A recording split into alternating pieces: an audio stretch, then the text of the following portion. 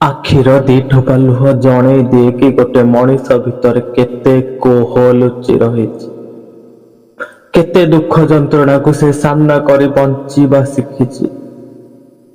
ଦିନ ଥିଲା ଦୁଃଖ କଣ ସେ ଜାଣି ନଥିଲା, ହେଲେ ଆଜି ତା ଆଖିରେ ଲୁହ କଣ ପାଇଁ?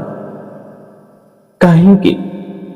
କାହିଁକି ନା ଆଜି ତା ଦୁଃଖ ବୁଝିବାକୁ ତା ମା ତା ପାଖରେ ନାହିଁ।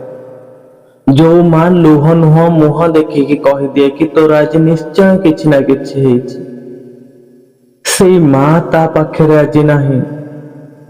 ସେଥିପାଇଁ କୁହାଯାଏ, ମା ଶବ୍ଦଠୁ ବଳିକି ଏ ଦୁନିଆରେ ଶବ୍ଦ ହିଁ କିଛି ନାହିଁ।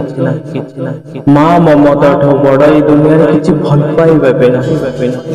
মা তো না কেতে মিঠা কেতে তো মধুর, মা তো না কেতে মিঠা কেতে তো মধুর।